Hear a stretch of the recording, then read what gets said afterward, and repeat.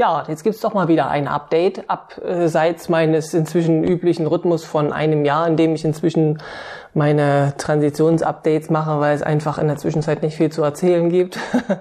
Jetzt gibt's doch mal etwas zu erzählen, und zwar hatte ich ja schon vor, ich glaube inzwischen ist es 2 Jahre her oder sowas, da hatte ich ja davon gesprochen, dass ich meine Testosterondosierung und auch mein Präparat umgestellt hatte. Vorher war ich auf Nebidon, dann bin ich auf Testogel zurückgewechselt, und zwar auf 25 Milligramm, was relativ niedrig ist. Das war so meine Einstiegsdosis.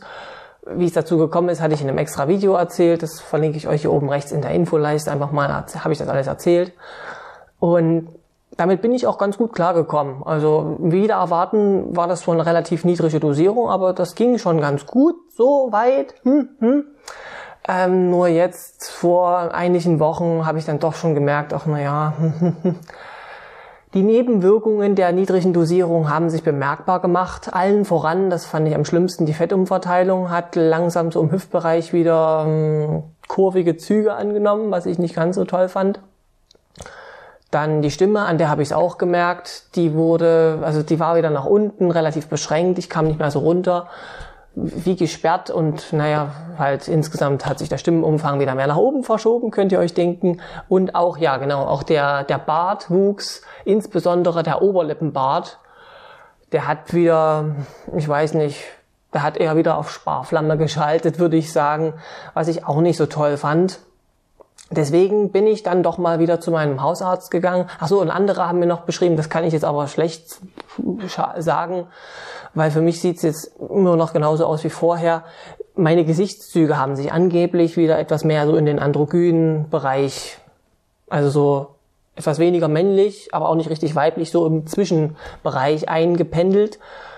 Angeblich, das kann ich jetzt nicht sagen, kann ich weder dementieren, noch kann ich es bestätigen, das haben andere mir gesagt, aber damit habe ich jetzt auch nicht das Problem, das ist mir egal. Der Bart war irgendwie schlimmer, und auch Stimme und Fettumverteilung vor allem. Deswegen, lange Rede, gar keinen Sinn, bin ich dann doch mal zu meinem Hausarzt gegangen und habe mal ein Blutbild machen lassen, und Testosteronwert war noch so im unteren männlichen Bereich, das war jetzt gar nicht mal so das Problem. Aber was halt im Vergleich zu vor 2 Jahren passiert ist, der Östrogenwert fing langsam wieder an zu steigen. Noch nicht so wie in den Bereichen vor Testosteron, das wäre auch schlimm, aber er war schon wieder merklich erhöht. Deswegen habe ich beschlossen, ich will mal was anderes ausprobieren. 25 Milligramm Testogel, das sind ja, inzwischen gibt es dieses Testogel, wenn man es in den Tütchen benutzt, nur noch in 50 Milligramm Tütchen. Das heißt, ich habe mir jeden Tag ein halbes Tütchen auf den Arm geschmiert. Ein ganzes war mir dann aber wiederum zu viel. Da habe ich davon zu viel Nebenwirkungen gehabt. Also irgendwas dazwischen wäre mir das Liebste gewesen. Ich habe also erstmal, jetzt probiere ich gerade ein bisschen durch, ne?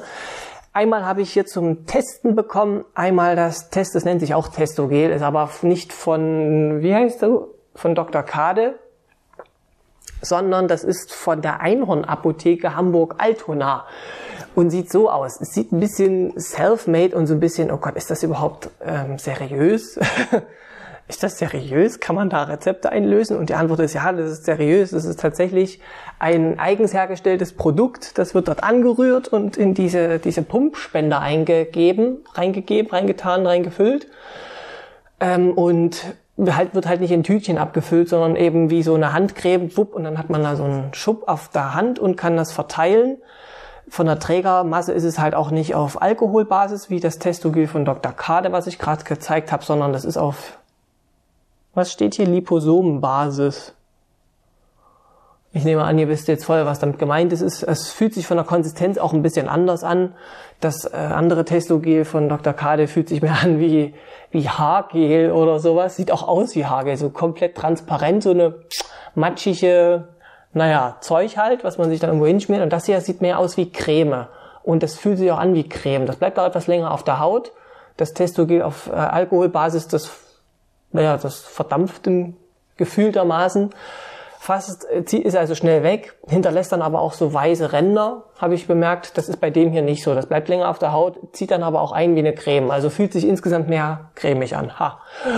Ja, das hättest du jetzt auch kürzer haben können. Und pro Pumpstoß kommt da auch 25 Milligramm raus. Aber lasst euch nicht ins Boxhorn jagen. 25 Milligramm von Gel zu Gel ist nicht dasselbe, was dann am Ende als Testosteron in die Haut reinkommt. Das kommt darauf an, wie die Dosierung innerhalb des Gels ist und auch wie die Haut mit dem jeweiligen Präparat klarkommt. Deswegen ist nicht 25 Milligramm Testogel von allen Herstellern gleichermaßen. Gibt auch unterschiedliche, noch andere Hersteller, ist jetzt wurscht.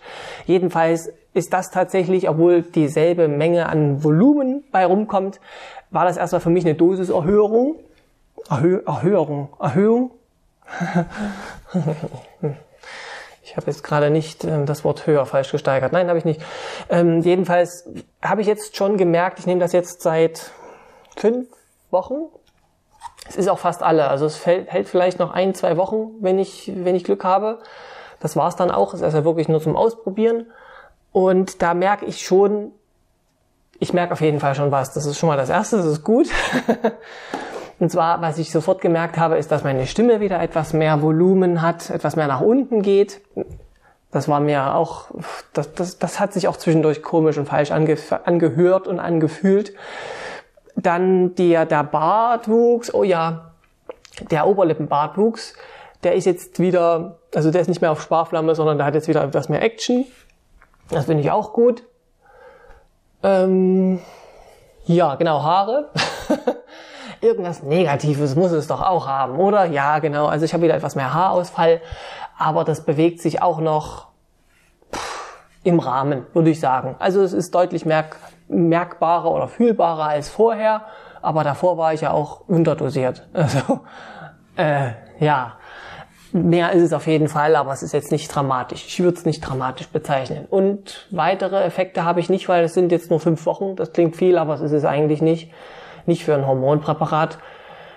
Und danach habe ich noch ein weiteres bekommen. Das will ich dann ausprobieren, wenn das hier alle ist. Aber davon werde ich euch dann das nächste Mal erzählen. Bis dann also. Und Zeitsprung. 3 weitere Monate sind vorbei. Jetzt kann ich noch über den zweiten Teil meines kleinen Experiments berichten. Und zwar jetzt seit etwas mehr als 2 Monaten benutze ich das andere Testogel, mit dem ich jetzt herumprobieren wollte. Und zwar ist das wieder das Testogel von Dr. Kade, was ich ja vorher vor dem Experiment mit dem Gel von der Einhorn-Apotheke schon genommen habe. Aber da habe ich es ja in Tütchenform genommen und da auch immer nur 25 Milligramm ungefähr pro Tag. Und jetzt benutze ich diesen Pumpspender, der gibt pro Pumpstoß 20,25 Milligramm Testogel raus. Und ich nehme jetzt immer seit 2 Monaten immer 2 Pumpstöße davon. Das heißt, es sind 40,5 Milligramm pro Tag. Es gibt jetzt nicht so einen großen Unterschied. Ich glaube, mit diesem Dr. Kade Gel bin ich ein bisschen höher eingestellt als mit dem Gel von der Einhorn-Apotheke. Aber das ist unwesentlich. Das ist auch nur so eine Vermutung. Ich weiß es nicht genau. Ich habe mein Blutbild jetzt auch nicht vergleichen lassen, weil ich habe das Einhorngel auch nur so 2 Monate oder sowas genommen. Das ist jetzt noch keine Zeitspanne, wo man jetzt schon ein großes Blutbild machen muss, um mal zu vergleichen, wie sich das ausgewirkt hat. Das müsste ich schon länger nehmen. Aber jetzt so vom Gefühl, vor allem so von der Stimme her, meine ich, es könnte sein, dass ich jetzt momentan ein kleines bisschen höher dosiert bin als bei dem vorherigen Experiment. Aber so vom Wohlbefinden her ist das kein großer Unterschied. Also ich fühle mich damit auf jeden Fall, ich fühle mich mit beiden G-Varianten auf jeden Fall wohl. Das ist wunderbar. Ich würde jetzt auch einfach mal dabei bleiben und nicht noch weiter herum experimentieren, damit mein Körper auch endlich mal seine Ruhe bekommt. Was ich befürchtet habe, was vielleicht passieren könnte, ist, dass ich mehr Haarausfall bekomme, weil wenn ich zu viel Testogel oder wenn meine Testogel-Dosierung zu hoch ist, neige ich da leider dazu. Das ist, am Anfang dachte ich, wäre mein Haarausfall etwas größer geworden, aber inzwischen finde ich, ist das auf einem normalen und auf einem recht gesunden Niveau hat sich das eingepegelt. Also da kann ich nicht davon sprechen, dass ich hier großen Haarausfall zu beklagen habe. Und was ich auch befürchtet habe, da ja das Gel, was ich jetzt nehme, wieder auf Alkoholbasis ist, dass meine Haut das nicht so gut findet. Weil Alkohol trocknet ja schon die Haut aus und das war ja schon eine größere Dosierung als vorher, diese 25 Milligramm Tütchen, die ich genommen habe. Ein bisschen merkt man es an den Armen, das muss ich schon feststellen, aber da reicht, wenn ich alle paar Wochen mal ein bisschen Creme auf meine Oberarme schmiere und dann ist das auch wieder gut. Also es ist jetzt nicht so, dass meine Haut das total furchtbar findet und jetzt super trocken ist oder irgendwie Unreinheiten bildet. Das ist tatsächlich nicht eingetreten. Das hatte ich befürchtet, aber war nicht so. Aber noch eine andere Sache, die ich mal noch erzählen wollte, die habe ich vergessen zu erwähnen. Das bezieht sich auf mein gesamtes Experiment, sowohl mit dem Gel von der Einhorn-Apotheke als auch mein jetziges Präparat, was ich benutze. Insgesamt scheint sich meine Testosterondosis ja erhöht zu haben. Das merke ich, auch wenn ich noch kein Blutbild machen lassen habe. Das merke ich aber indirekt, weil nämlich, jetzt komme ich auf etwas zurück, was ich schon mal in der Vergangenheit gesagt habe, meine Testosterondosierung wirkt sich auch auf mein Schilddrüsenmedikament aus, was ich benutze. Weil ich habe eine Unterfunktion und muss deswegen auch Schilddrüsenhormone nehmen. Und dieses Präparat für die Schilddrüse musste ich recht präzise mit dem Beginn meines kleinen Gel-Experimentes runterdosieren. Es ist nämlich so, wenn mein Testosteron hochgeht, dann kann ich mit meiner Dosierung von der Schilddrüsenmedikamenten runtergehen. Und das habe ich ziemlich deutlich gemerkt und seitdem ist auch meine Dosierung gleich geblieben. Okay, es sind auch nur 3 Monate, aber hey, immerhin. Ja, das wollte ich nur mal so mal wieder in Erinnerung rufen. Ja, der Organismus, da hängt am Ende alles zusammen und wenn ihr mit Testosteron oder irgendwie mit Hormontherapie anfangt, kann das sich auch auf andere Medikamente auswirken. Es lohnt sich also immer da auch einen Blick drauf zu behalten. Aber mehr habe ich auch erstmal nicht zu erzählen. Bis zum nächsten Mal. So, haben wir's. 6 Jahre sind rum. Nochmal zu der nicht enden wollenden Gel-Geschichte. Da bin ich jetzt bis zum jetzigen Zeitpunkt einfach bei der letzten Dosierung geblieben. Also weiterhin Testo-Gel von Dr. Kade. Und habe auch nichts mehr an meiner Dosierung geändert. Ich habe jetzt also, weiß ich nicht, ein halbes Jahr oder so vielleicht Erfahrung mit diesem Gel gemacht. Komme auch ganz gut zurecht. Die einzige Sache, die doch wieder eingetreten ist, dass meine Haut das Gel nicht so mag. Also dieses Gel auf Alkoholbasis trocknet halt doch schon die Haut ziemlich merklich aus. Und das war ja auch damals der Grund, warum ich auf Nevido mal gewechselt bin am Anfang. Und jetzt so nach 2 Monaten hatte ich ja gesagt, meine Haut reagiert ganz gut, die kommt damit gut klar. Aber ja, es gab dann zwischendurch dann doch mal wieder Phasen, wo meine Haut doch ausgebrochen ist. Man sieht es jetzt nicht mehr so gut. Hier sind noch ein paar Narben, die jetzt noch so am Verheilen sind. Aber ja, da ist wieder Unreinheit entstanden und auch trockene Stellen und alles. Aber zum Glück sind meine Oberschenkel auch recht absorptionsfreudig, weshalb ich das Testo-Gel jetzt einfach größtenteils immer auf die Oberschenkel schmiere und nur noch so ein bisschen auf die Oberarme. Und meine Oberschenkel interessieren sich nicht besonders für das Gel, also die kommen damit gut klar. So, gut, jetzt mal Schlussstrich unter die ewige Gel-Thematik. Es gibt doch sonst irgendwas, was hat sich ansonsten getan? Man erzählt ja immer vom Bart, das ist ja so nach 6 Jahren das Einzige, was sich noch groß ändert. Hallo. Die Behaarung so im Gesicht, nicht wahr? Und da will ich doch mal ein Update geben und eine Nahaufnahme machen. Also ich glaube, so wahnsinnig viel sieht man jetzt nicht. Hier es gibt immer noch so einzelne Stellen, die sind immer noch ganz babyweich, aber drumherum sind auf jeden Fall Stoppeln. Und es ist auch bartartig. Also man kann schon sagen, Bart ist am Start. Hier auch. Hier hat sich jetzt gar nicht mehr viel getan. Und auf der Seite sehe ich das aber nicht so gut. Das Display ist auf der falschen Seite.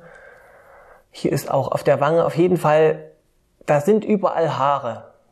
Sie sind halt nur nicht so dicht wie am Kinn. Und hier an den Koteletten ist immer noch nichts. Das ist so der Status. Achso, wo wir von Haaren sprechen, sieht man das? Auf der Brust sind auch so ein paar Haare. Nicht besonders viele, aber sie sind immerhin dunkler und länger als beim letzten Mal. Und ja, das ist alles, was ich vorbringen kann nach 6 Jahren. 6 verdammten Jahren, Entschuldigung. Aber ist okay. Ich brauche nicht unbedingt Brustbehaarung. Im Gegensatz zu dem da oben, ich glaube, ich kann mit verschiedenen Gel-Varianten rumexperimentieren, wie ich will. Und Finasterid und Minoxidil und den ganzen Shit habe ich ja auch schon ausprobiert. Ich glaube, es hilft alles nichts. Der Trend geht leider bergab. Das, also im Sinne von ab, das geht irgendwann runter. Ich fürchte, damit muss ich mich anfreunden. Ja, das noch zu den körperlichen Sachen. Eine Sache ist mir neulich mal wieder eingefallen, die aber schon längere Zeit so ist. Und zwar nochmal eine mentale Sache zum Abschluss. Ich hatte zwischendurch irgendwie so nach wenigen Monaten beschrieben, dass ich mich nicht mehr so leicht unterbuttern lasse. Also wenn irgendwas passiert, irgendwas nicht richtig läuft, dann suche ich nicht mehr als allererstes die Schuld bei mir, wie es vorher gewesen ist, sondern ich gehe auf jeden Fall, also ich habe zumindest im Hinterkopf, dass die anderen auch schuld sein könnten. Und ja, manchmal ist das noch so, aber inzwischen ist das auch wieder so, dass ich wieder etwas mehr vermehrt die Schuld bei mir suche, wenn irgendwas nicht richtig funktioniert. Also dass ich mir am meisten zutraue, verkackt zu haben, auf Deutsch gesagt. Das ist auch so eine Sache, wie ich habe schon mal beschrieben, dass ich am Anfang so nach wenigen Monaten Testosteron so mehr Aggressionspotenzial entwickelt habe, und auch das habe ich ja in irgendeinem Update vor einem Jahr oder sowas, glaube ich, wieder ein Stück weit revidiert, weil ja, es hat sich wieder etwas beruhigt. Es ist wie bei der Libido. Wenn der Testosteron-Therapie startet, dann geht die Libido erstmal so einmal durch die Decke, dann sind sie alle total rattig, und dann aber nach ein paar Wochen bis Monaten geht das auch langsam wieder nach unten, und ich glaube, so ähnlich ist das ja auch. So eine Sache, die sich einfach mit der Zeit wieder etwas mehr einrenkt oder ausrenkt in dem Falle. Oder wie auch immer. Also wieder mehr so wird wie eigentlich vorher auch schon. Das ist jetzt eigentlich eher so ein Update von Dingen, die sich jetzt hinterher auf die lange Zeit doch nicht so geändert haben. Aber immerhin, es ist irgendwas, was ich zu erzählen habe. Gut, dann hören wir und sehen wir uns nächstes Jahr wieder. Ciao, bis dann, euer Katerschnurz. Mit wenig Haaren hier und auch noch immer wenig Haaren da. Mal gespannt, wann sich das mal ändert. Und auch wenig Haare hier. Also irgendwie wenig Haare lautet mein Credo. Ja, ich glaube, das ist meine Vermännlichung. Einfach weniger Haare. Also, außer auf den Armen. Na stimmt, Arme. Kann man wenigstens das gelten lassen? Denke schon, oder? Ja, ist okay. Ist auf jeden Fall plüschig. Auch von Weitem. So. Schluss. Jetzt reicht's aber. Ciao.